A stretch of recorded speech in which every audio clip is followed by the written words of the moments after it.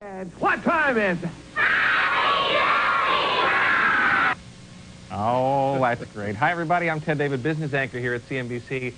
And yes, tonight it's Howdy Doody time. Dust off your memories if you were a fan of the Flub-a-Dub, a buddy of Mr. Bluster, a crony of Clarabelle, or a booster of Buffalo Bob. Have we got a show for you? A little later, we'll find out all about the love connection and meet the man who referees the dates, Chuck Woolery. But first, Peanuts. Start dialing now, 1-800-487-CNBC. It's your chance to talk to the man who many of us grew up with. It's a real treat to say howdy to Buffalo Bob Smith. Ted, I love you. Thank you so much. One of my great alumnus. You know, there are a couple of times you get an opportunity to say, boy, am I glad I'm in this business, and this is one of them, because I grew up with you. Thanks, sir. And so many of our viewers did. And I want you to call in because I know you want to talk to Buffalo Bob. I had the pleasure of having dinner with him tonight. What a delight.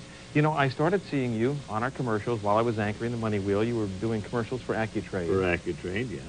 And I said, this is wonderful. He's around. And then I see clippings in the newspaper. You're down at St. Petersburg. You're signing autographs. You're doing all kinds of shows. What are you up to? It's been a lot of fun. This is, I always say, people say to me, what was the most exciting, the most thrilling, the most eventful thing that ever happened to you in your years with Howdy? And I always say, Ted, that the most meaningful thing happened actually 10 years after Howdy was off the air. We were on the air from 1947 to 60, did nothing 60 to 70, and then I received this phone call from one of the students at the University of Pennsylvania when they wanted me to do a show for the graduate students. And I thought he was putting me on. He said, no, he said, we want you to be there. We want to ask you some questions, bring a film of the show. He said, in short, we want to relive our happy, carefree childhood days. And this got to me. And it was then that I really realized what an integral part of the kids' lives the Howdy Doody show was. Big thrill.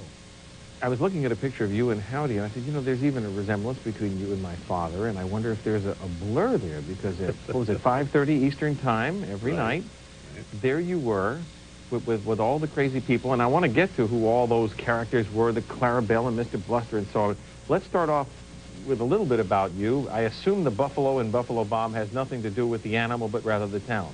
Yeah, born in Buffalo, so surprised I didn't talk for a year. Of course, nobody else does, really. No, my wife and I were born in Buffalo. We did everything you could do possibly in radio from 1933 when I graduated high school at 15.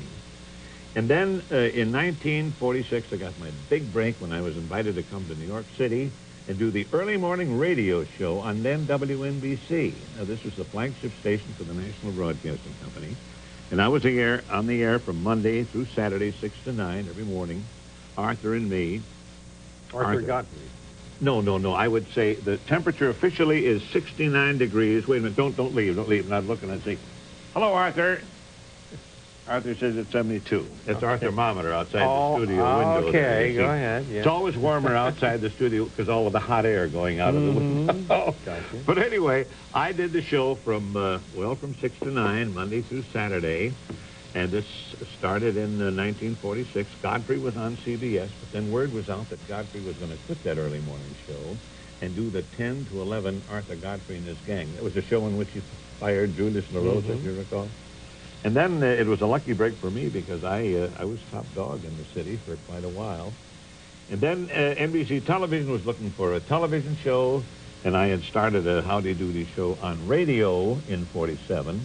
So on December 27, 47, we had our very first Howdy Doody show, and I guess the rest is history. Well, that started out with something called the Puppet Playhouse? Exactly, yeah. We had puppets, great puppeteer, a lot of puppets. The manager said, yeah, we'll make another puppet. We'll call him Howdy. You do that. See, we were in radio. I didn't have a puppet. We had what they called a limited budget. Did you ever hear those words? Limited budget? Very often, yeah. Still today, yeah. If they ever said unlimited budget, I'd say I quit. This is not for real. But anyway, I just talked to myself on radio. I'd say, how are you, Howdy? And they'd say, oh, I'm fine, Buffalo Bob. But then in television, we had to have somebody take that part of Howdy. So they built another puppet, called him Howdy, and that's how the whole thing started. I got to ask you this question, and I say this, folks, with my 9-year-old son sitting in the studio, and feel free to laugh, Daniel, if you want. The word duty today means the same thing that it meant to us kids. How in heaven's name did you get away with a show in which one of the characters was named Duty? And you don't know how many letters we had from parents saying the first words that our kids ever uttered was duty. And then they got a little smarter and we put howdy in front of it, which made me very happy. Where'd you come up with that? Was it just howdy doody as in hi? Well, no. You see, when we started, I had this Mortimer Snurdish country bumpkin type voice that we called Elmer. And I'd say, how are you, Elmer? And he'd say, oh, howdy doody. And then we did a couple of hee-haw type jokes, and we'd always wind up, I'd say, well, so long, Elmer. And he'd say, well, howdy doody. Then the kids would come in and they'd see the show, and invariably they would say to me, gee, we're disappointed. We wanted to see Howdy Doody. Mm-hmm. Well, this gave us two ideas. We won't call him Elmer anymore. We'll call him Howdy Doody. It's a cuter name. And if the kids want to see him, let's talk to the television people, which we did. They watched our radio show. They thought, this is great. This is what we had in mind. We were going to do a puppet show. We'll make another puppet, call him Howdy.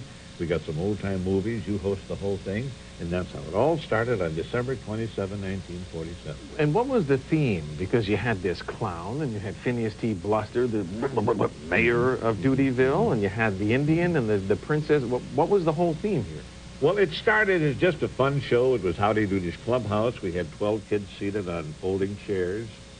And we had these old-time movies. I had a little projector, and I'd run the projector, and it'd go around, and it'd flash to the screen, and I'd do the narration on the movies. And then we decided that all kids like circuses, so we decided it was Howdy Doody Circus. And Eddie Keene, our writer, wrote in the show that his grandfather left this circus in Dutyville, Texas, to his next of kin, and that was Howdy. Right. So I'm Howdy's best buddy, so we inherit the circus.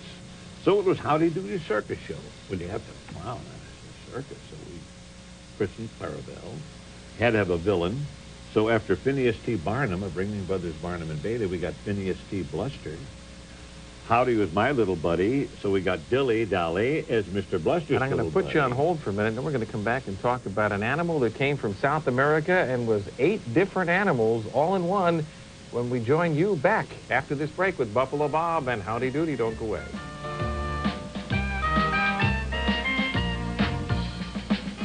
Be kind to animals, that's good advice. Oh boy, oh boy. Howdy was overcome by those lifesavers. I'm Ted David, back with Talking the Man who created Howdy Doody, Buffalo Bob Smith. Quickly, technical question which some folks may wonder about. You were Howdy's voice.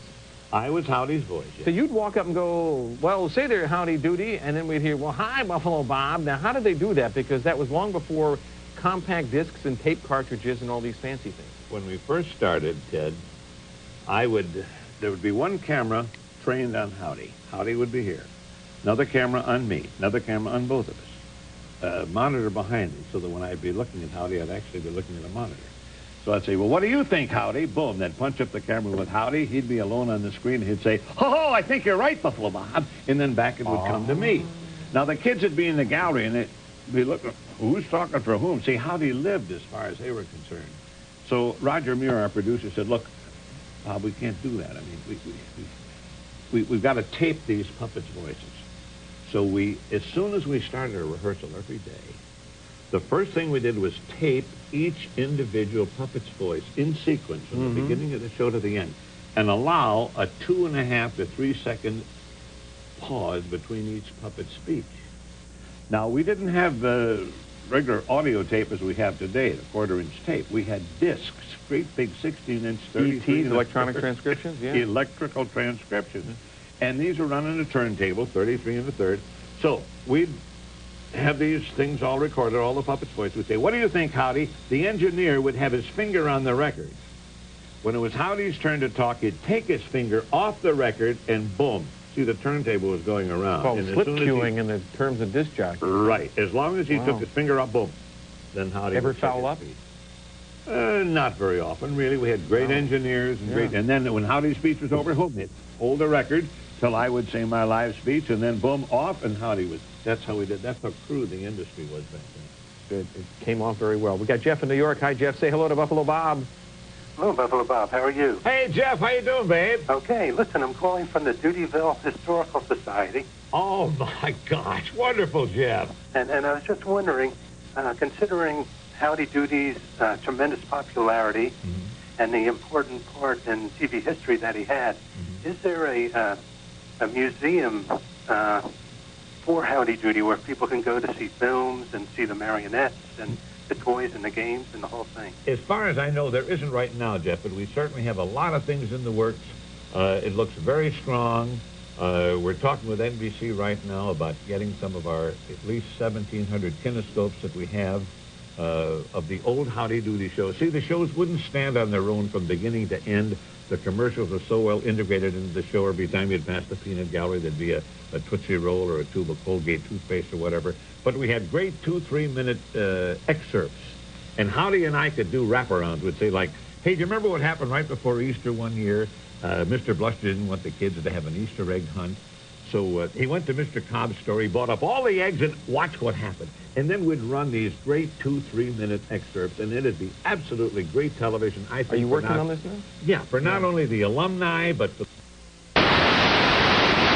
When I was a little kid and we did our business where we were supposed to, my mother would give us a Necco waiver, but she didn't call them Necco waivers. She called them pot waivers. Because we were on the pot, we got a pot waiver. And to this day, if my mother was still living, she'd call Necco waivers pot waivers. I'm delighted to say that my mother is still living. Rella, you're on the line? In Bayside, are you there, Mom? Hello? I know you're there, Mom. Yes, here I am. Rella! Hello, Buffalo Bob. Well, Rella, isn't this a surprise? And you're Ted's mom? Hello? Don't tell me you're caught up in the delay like the rest of our viewers, Ma. Come on. Beg pardon?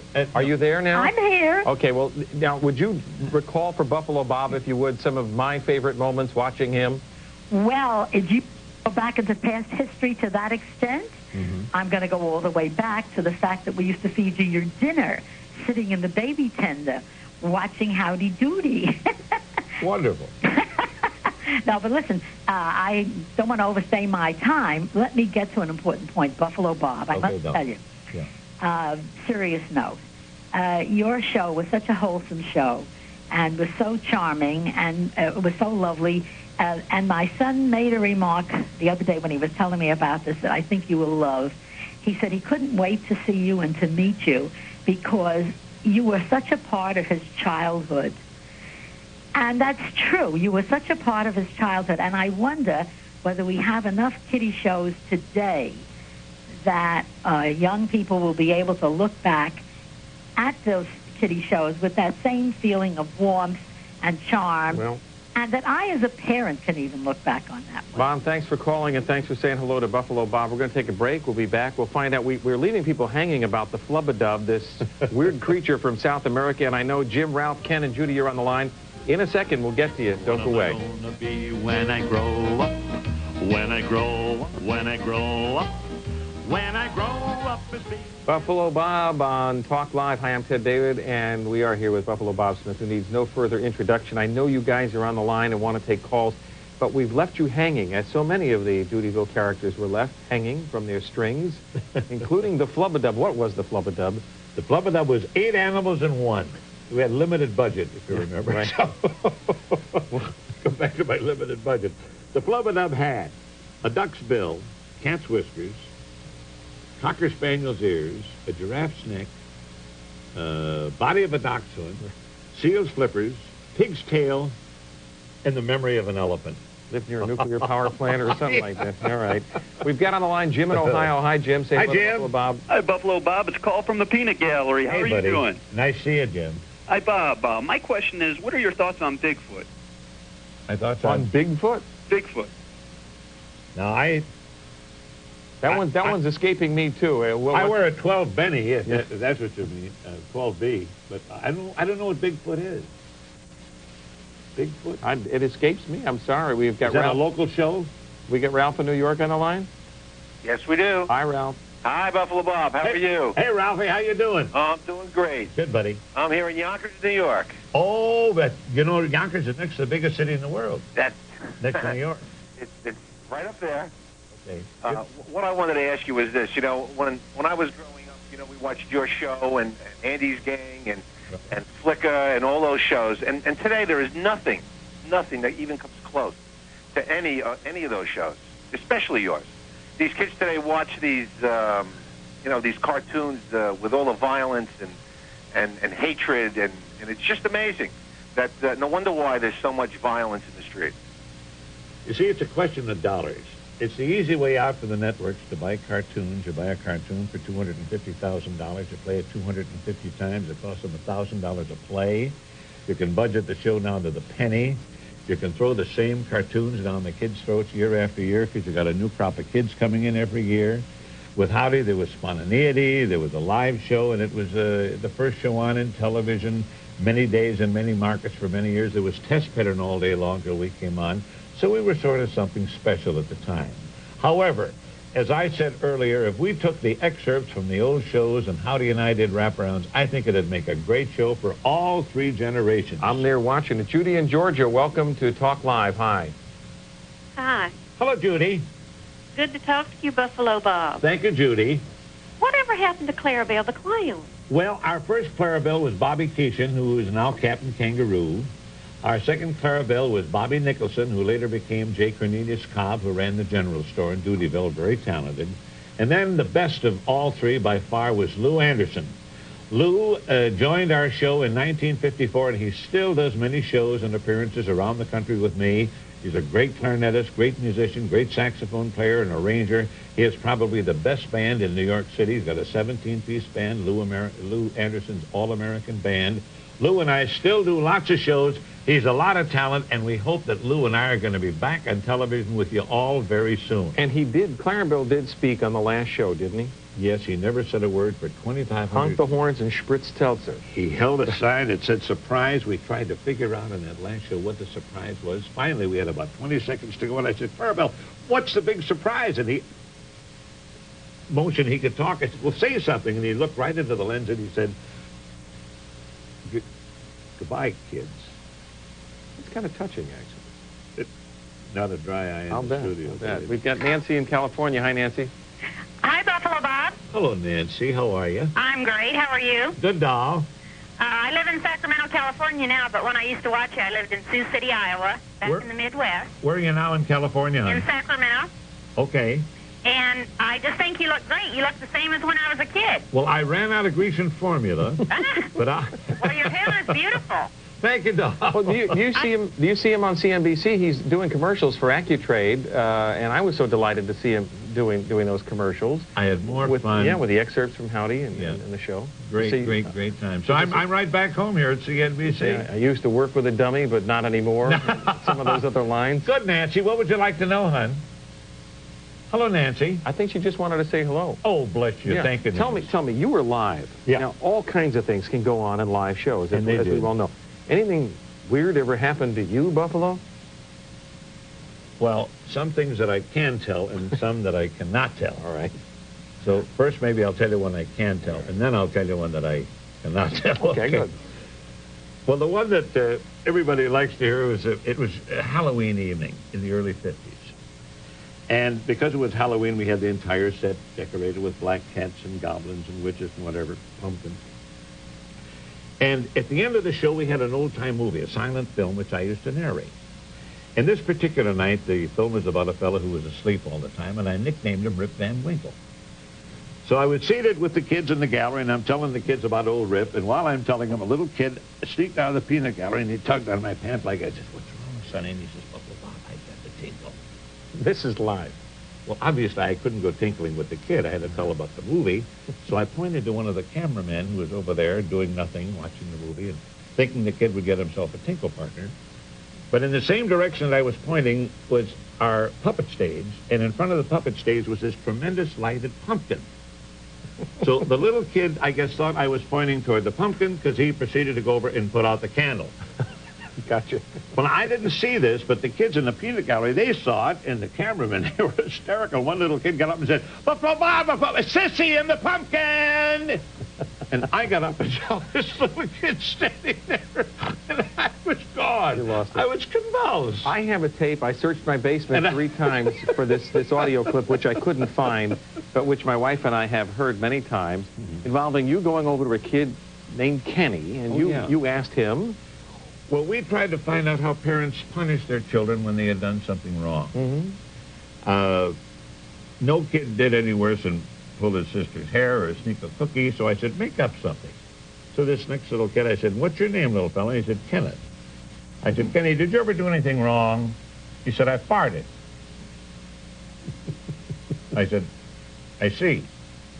And if I recall, you didn't say anything. You think you should get a spanking, or I wanted to get rid of the kid. Finally, I looked in the control room. If I recall, everybody was on the floor. Cornelius Cobb came over and said, what's wrong, Buffalo? They said, you got to help Buffalo Bob. He said, I was on the floor on my hands and knees. And he came over and he said, what happened, Buffalo? Well, that was the end. I never came back. Real quickly, you have something called Kids Are Kids, which is out. It's an activity book. Yeah. We've got only a half a minute. Tell us about it quickly. Well, we've taken some of the great songs that I have written together with Eddie Keene over the years, and so many people have requested these when I do personal appearances, songs like You Don't Cross the Street with Your Feet, You Cross the Street with Your Eyes, How to Make a Friend. Flat Rock Publishing in North Carolina. We got to go because the clock doesn't stop. A pleasure. God bless you. Stay well. Thanks so much for everything. And if Howdy were here, he'd say, ho, ho, gang, we'll see you on television. Ho, ho, ho, ho. Here's how they say goodbye on the show. Goodbye.